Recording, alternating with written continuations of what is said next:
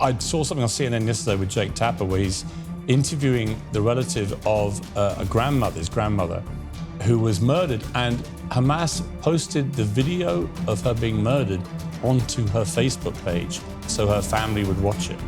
I mean, when you hear that, it's sort of unconscionable. It's kind of beyond depravity. This is inhumanity. Faith and Failures Podcast. So, I don't know if you've ever heard of Ben Shapiro. He himself is a Jew, and he has this interview out right now with Sky News Australia. I highly recommend following them. They are pretty on point on a lot of what they say. They don't have a hidden agenda. They are point blunt. I like blunt, and they are very blunt. So we're going to watch this interview, and he's addressing Hamas. He gives his take on what it is. And if you know anything about Ben Shapiro, he doesn't pull punches. He's very blunt. He is most of the time a seeker of truth from what I have gathered. Now, you may have your opinions about him. I'm a Christian, so his religious belief does not align with mine. He thinks that Jesus was not what the Bible says. He's only an Old Testament, an actual Jew. So that being said, take everything that we watch on here, grain of salt. Make sure you look up and research on your own. But you need to understand what's going on over there so you can have some context of, you're going to see on news outlets, one or the other. It's always the way that it is. One over here, the contrast, the one over here. It's just, they're always pushing something. Everybody is pushing something, okay? No matter if it's Fox News or whoever you look at, everybody's pushing something. So just keep that in mind. You've spoken a lot about Hamas before. By the way, this is Piers Morgan. I really like him. He stands for truth, even if it hurts some people's feelings. Called them evil. You did a second video called "Make God Avenge Their Blood," in which you said that Hamas, in some ways, they are worse than Nazis, which some viewed as a very provocative statement. Why did you say that about them? That's a bold statement. The Nazis, here's a phrase I'll never use again, at least the Nazis. So at least the Nazis attempted to hide their crimes. So the Nazis obviously mechanized death. They had Einsatzgruppen units that drove up to Jewish villages and would mow people down. And then they would bury them, and then they would try to hide the crimes. And it took the Nuremberg team years to undig all of that material. In this particular case, you have Hamas terrorists who are murdering Jews in their beds and then live streaming it and celebrating it and bragging about it and talking about how incredible it is and blasting that sort of stuff out. The videos that I've been showing on my show, a lot of them are coming directly from Hamas. It's Hamas that is taking contemporaneous video of this sort of stuff. And that's a whole new level of evil. To celebrate this sort of stuff, to treat it as a triumph. I think the thing that people really have to realize here is this is not a military operation. This was not a military operation. People have compared this to, for example, the 1973 Yom Kippur War.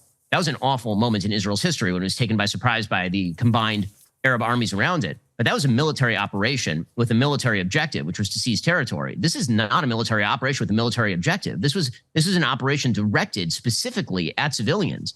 And when we see death in Gaza, which we're going to see, and the images are going to be horrifying and terrible, it is important to understand that the reason that is happening is not just because Hamas crossed the border and murdered a bunch of civilians in their beds, but also because Hamas literally hides its weaponry behind civilians. Israel is currently, right now, sending out messages to Gazan civilians, telling them to get out of particular areas. And Hamas is sending out full-scale messages, telling people to ignore those messages and to stay where they are. Hamas there's a reason why they're even trying to sacrifice their own people. That is so evil. Quarters were for years located underneath a hospital. It's what they understand that the West, again, has a peculiar narcissism where we think we would never put our military hardware below a hospital. That'd be insane.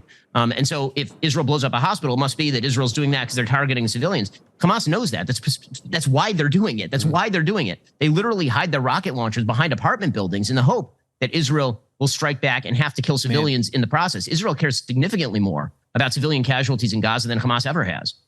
There have been so many horrendous images and videos. The poor girl from the music festival taken away on the motorbike was just bone-chilling to watch. I saw something on CNN yesterday with Jake Tapper where he's interviewing the relative of his grandmother, who was murdered, and Hamas posted the video of her being murdered onto her Facebook page so her family would watch it. I mean, when you hear that, it's sort of unconscionable. It's kind of beyond depravity. This is inhumanity. I mean, Piers, you're in the business of words, and I'm in the business of words, and I've found myself repeatedly over the last few days unable to find words to describe the kind of thing that we're seeing. And again, we stretch, I think, in the West, and I stretch as an American. I think we all stretch to try and find, what would drive somebody to do something like this. And the answer sometimes is that they're I don't know how to say this otherwise. They are not like you. Hamas is not like you. They don't think like you. They don't have the same priorities as you. They don't have the same values as you. And that means that any attempt to buy them off is bound to fail. And this is inextricably intertwined with the history. I mean, the fact is, Israel turned over the Gaza Strip in 2005. There were no Jews living in the Gaza Strip since 2005. The areas that were attacked in this particular terrorist attack are not areas that are in the so-called settlements, the Shtachim, in Judea, Samaria, what's called the West Bank. That's not the area that was attacked. The area that was attacked has been sovereign Israeli territory since 1947-48. And that territory was attacked from across a border that is entirely controlled by Hamas, which has utilized pretty much every dollar that has flooded into that region over the course of 20 years from America, from Europe, taxpayer dollars that have been used to build up these terror capabilities. And every time there are cement shipments into the area ruled by Hamas, Hamas has used it to build terror tunnels. Pipes that have been sent into the area ruled by Hamas that were meant to build sewage systems have been repurposed and used for rocket tubes. I mean, it's utterly insane. And to try and come up with some sort of territorial solution, this is really just a territorial dispute. It is not a territorial dispute. It is a genocidal group that makes clear its own intentions. I don't know how many times people have to tell you who they are before we believe them. The reason that I've been saying that Hamas is genocidal for literally my entire career is because they say in their own founding documents that they are genocidal. It's not as though they're attempting to avoid culpability or responsibility for this. They're literally announcing to everyone what they're doing and why they're doing it, and people are still trying to take their side. Now, you have to understand this too, that Hamas, even though it is represented by Palestinians, does not make every Palestine dweller a part of the Hamas. You got to understand this. You can live somewhere and be somewhere, and the rulers over you not hold your standards or hold your beliefs. Like, you have to understand that. You have to look past that to be able to see the people, like, understanding. They built their military bases under hospitals. That was not an accident. They knew exactly what they were doing under hospitals. So if they ever were to get retaliated on, it would quite literally wipe out people that are in need, their own people that are in need of help, in need of aid. And if they're underneath it, that means they are having a layer of protection over themselves of people that are sick, and the very people that would bandage and take care of those that would get hurt. You've got to be a sick individual, a sick-minded, evil person to do this and not have any reservation of whether it's right or wrong. Like, that is just to be willing to sacrifice your own people. They are saying it out loud. They're begging you to take them seriously. Well, they're also terrorists. I mean, let's just be crystal clear. This is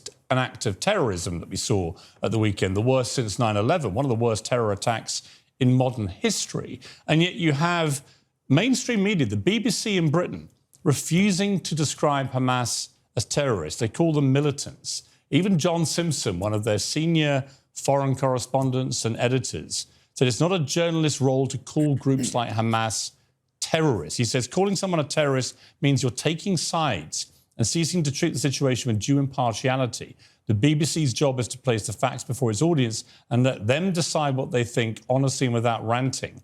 That's why in Britain and throughout the world, nearly 500 million watch, listen to, and read us. There's always someone who'd like us to rant. Sorry, it's not what we do, but I don't think it's about ranting to describe acts of terror as being committed by terrorists. And the New York Times apparently today actually changed the wording of a story they put online and changed the word Hamas terrorists to Hamas gunmen, as if they're almost terrified, literally, I mean, how ironic, of using the word terrorist. But what is it about mainstream media? Two huge examples of it, New York Times and the BBC, that they won't just call this what it is? I think that a lot of these groups are afraid of the political implications of just calling a terrorist a terrorist. I mean, when you acknowledge that the government of the Gaza Strip is in fact a terrorist government, that has some pretty large-scale implications for a lot of the political agendas at play. Because, of course, the great sort of dream of the West since at least the Oslo Accords has been that territorial concessions and that